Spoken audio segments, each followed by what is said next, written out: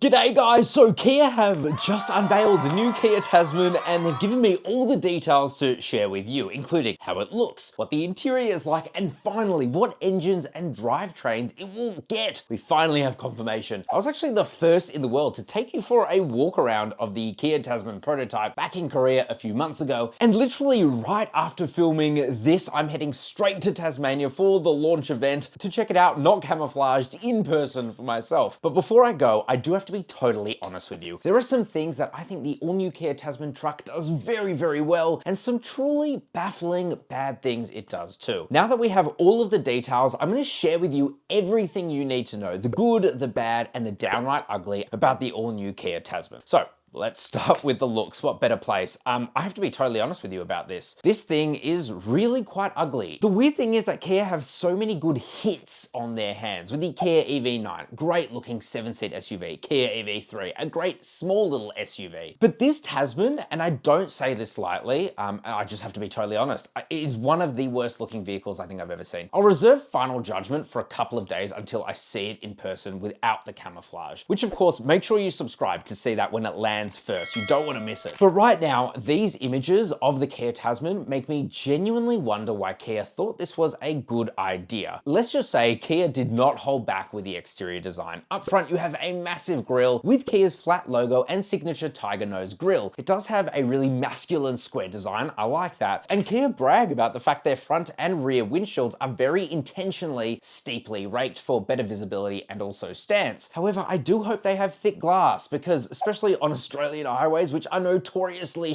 you really don't want small stones to fly up from the car in front of you and hit your windshield that's vertically raked. Or you'll end up like most Suzuki Jimnys on the road today and have a broken windscreen at least once. To me, the worst part though are just the headlights. They look weirdly small and they just remind me of Sid the Sloth from Ice Age. Anyway, moving swiftly to the side, a lot of people, myself included, have been a bit shocked by the fenders. They look like big hunks of cheap plastic, but thankfully with this release, they have announced that they actually are integrated storage units, and that's actually smart and innovative design. So points to you, Kia. Might not look good, but at least it's functional. Now, there will be 3 grades available at launch. You have the base line, the X line, and the X Pro. If you want to learn more about what you get by grade, just Google CarSauce Kia Tasman, and we will have a full breakdown for you out right now. But you will have the choice of either 17 to 18-inch wheels, depending on grade, with the X Pro actually getting the smaller 17-inch wheels, but all-terrain tires. And that is actually a better size wheel for off-roading. So it's good to see that a lot of thought has clearly been put into packaging. The body is also entirely squared off, which Kia says helps give it a bold look. And then right at the rear, down the bottom, you'll see very Ford Ranger-esque side steps, which is a great thing to copy, honestly. And then of course, there is the bum, which is again, just interesting. LED lights, big Kia badge, I do like that. And more importantly, a tow hitch. The Kia Tasman does get a confirmed 3.5-ton braked towing capacity, which is exactly what it needs to be able to compete with the likes of the Ford Ranger and Toyota HiLux, the 2 best-selling utes in Australia right now. Let's move on to the tub of the Kia Tasman, because it is screwed if it can't compete with the current best-selling ute in Australia, the Ford Ranger. Now, the Kia Tasman's tub dimensions are actually quite close to its main rival. I wonder who they've been benchmarking. The Ford Ranger, of course, but with some key differences. The Tasman's tub is slightly shorter and narrower, 1,512 millimeters in length, 1,572 millimeters in width. However, it offers more clearance between the wheel arches at 1,186 millimeters. That's 38 millimeters more than a Ford Ranger, and that should also make it easier to fit in wider items. The Tasman also provides slightly more depth, measuring 540 millimeters compared to the Ranger's 529 millimeters. Cargo capacity in the Tasman comes in at 1,173 liters, and it has a competitive 1,195 kilogram payload in the 2-wheel drive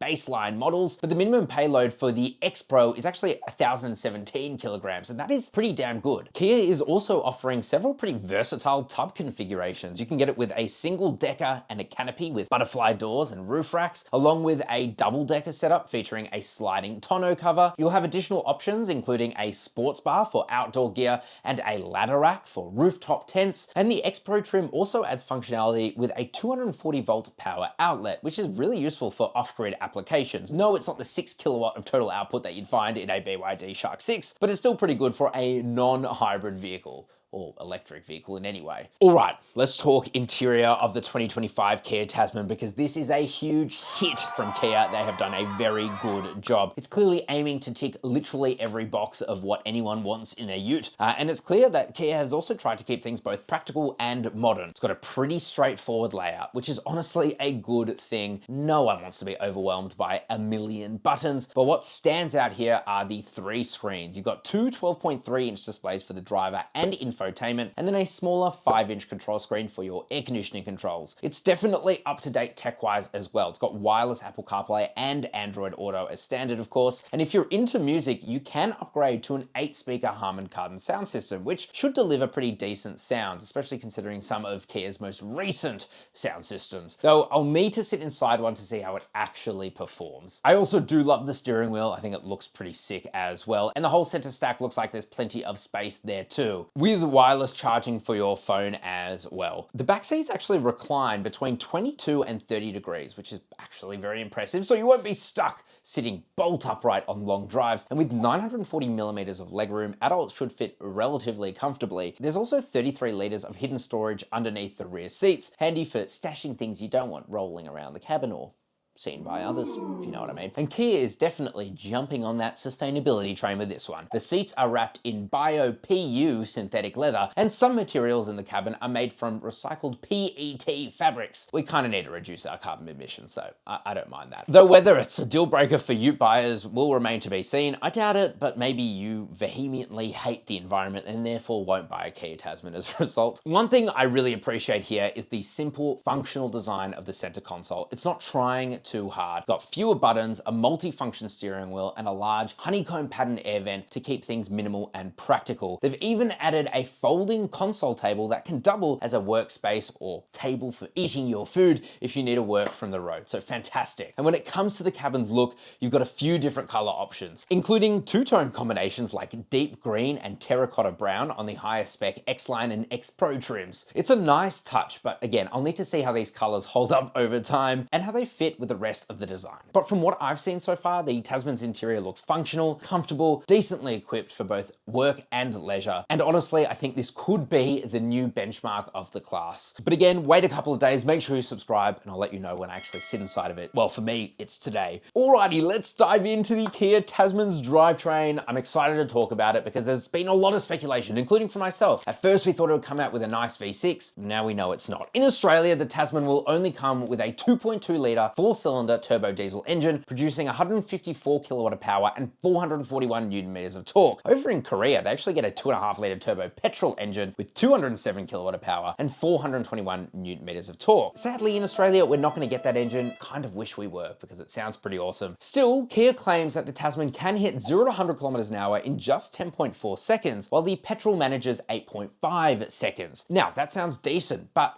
here's where the story changes. Those torque figures are on the low side for a ute. In fact, they're some of the lowest in the class. To put this into context, the Ford Ranger's 2-litre bi-turbo 4-cylinder diesel engine makes the same 154 kilowatt of power, but offers 500 newton meters of torque, which is 59 newton meters more, or over 10% more. And it's actually the same story with the 2.8-litre D4D 4-cylinder turbo diesel engine in the Toyota HiLux, which offers, sure, 4 less kilowatt of power, but 50 newton meters more torque. Again, over 10%. And that difference will show up when you're towing or driving with heavy payloads, where the extra torque makes climbing up hills, for example, or accelerating under load feel much easier. Now, if you step up to the V6 Ranger, things get even worse for the Tasman. That 3-litre turbo diesel V6 puts out 184 kilowatt of power and a massive 600 newton meters of torque. Now, sure, that is an outlier in the ute space, but those figures put the Tasman firmly in the back seat when it comes to raw power and probably towing ability. But again, we will have to wait to see when we can actually tow test it. The Tasman does try to compensate in a few different ways of its own. All-wheel drive is actually standard on both the X-Line and X-Pro trims and offers terrain modes like sand, mud, snow, and rock. And what that will do is change the traction control system, change throttle response, the ECU tuning of the engine, and should make it a lot better for off-roading. The X-Pro even includes an electronic locking rear differential, ELD, for better traction on tough terrain, and X-Trek mode, which helps maintain maintain a consistent low speed, essentially off-road cruise control over obstacles, muds, ruts, without needing constant throttle inputs. And look, these features are promising, but it comes down to how they're tuned, because a lot of other utes have these features. And because of the modest torque figures, the Tasman might feel a bit stretched under heavy towing or serious off-road utes. Now, when it comes to suspension, the Tasman uses a body-on-frame design, similar to pretty much every other traditional ute. Up front, it's fitted with double wishbone suspension, which should help with better handling and ride comfort, especially on road. And at the rear, it's got a rigid axle with leaf spring suspension designed for load carrying capability and of course durability. Essentially, it's the same style as every other ute, except for the upcoming BYD Shark 6, and I'll link that review down below. Kia has also added a few new technologies to help smooth things out though. The Tasman suspension incorporates vertically mounted shock absorbers to provide better damping, especially when traveling over uneven surfaces. There's also sensitive damper control, or SDC, and hydraulic rebound stop technology, which Kia claims reduces vibrations and improves comfort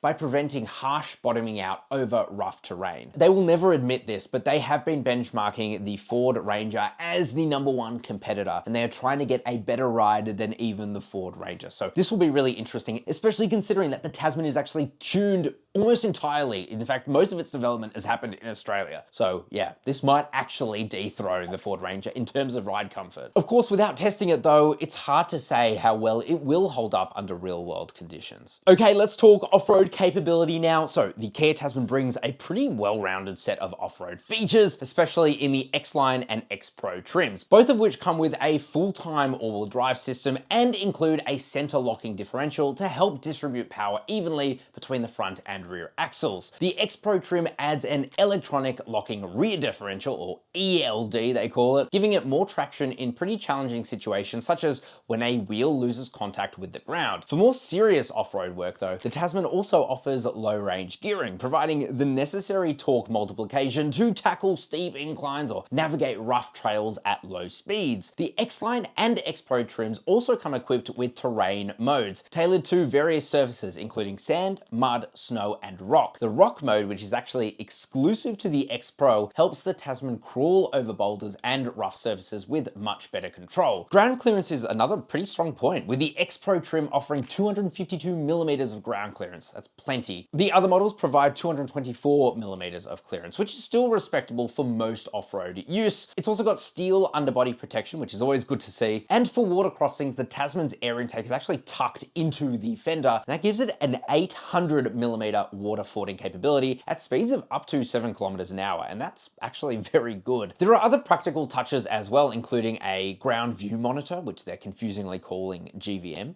which is also gross vehicle mass. But anyway, and that provides a live feed of obstacles beneath the vehicle using the front camera, and it also helps with precise wheel placement, especially on tight trails. And while the Tasman may not offer the highest torque figures, which again isn't great, its combination of clearly smart four-wheel drive features, decent ground clearances, and well thought out off-road tech makes it sound like a pretty capable contender, especially for recreational off-roaders. Whether it can keep up with more established rivals in demanding conditions, something like the D-Max blade, which I've recently reviewed, and full review out very soon on that, well, we'll find out once we can put it through its paces. And of course, if you're wondering about the approach, ramp over and departure angles, we don't know that yet. But considering how squared off it is, I think they're going to be pretty good. So what about price? Well, we don't know, but I will say this, considering its lack of torque and the fact that Kia want to take 10% of the total light commercial vehicle market, which is incredibly ambitious, this thing needs to be competitively priced. And of course, as I learn more, I'll let you know. So make sure you subscribe to the channel now and also regularly visit the best daily car news and review site, in my opinion, CarSauce.com. And also let me know what you guys think about the Kia Tasman. Are you a little disappointed in its looks or some of its specs, or are you just gonna rush out and buy one when they are available? Would you buy one over a Ford Ranger? Let me know in the comment section below. I'm really interested to know, and I'll be reading them all. And of course, if you did find this video useful, please do share it with a friend. It really helps the channel out, and like the video too. And of course, if you want the absolute best price on any new car, and who the hell wouldn't, totally free for you, by the way, my team will help you. Just Google CarSauce Buy and we will connect you to thousands of dealers to get you the best deals on any new car. And also, we won't annoy you, because that's a big pet hate of mine personally. Now I need to rush to catch my flight to see it in person, so stay tuned.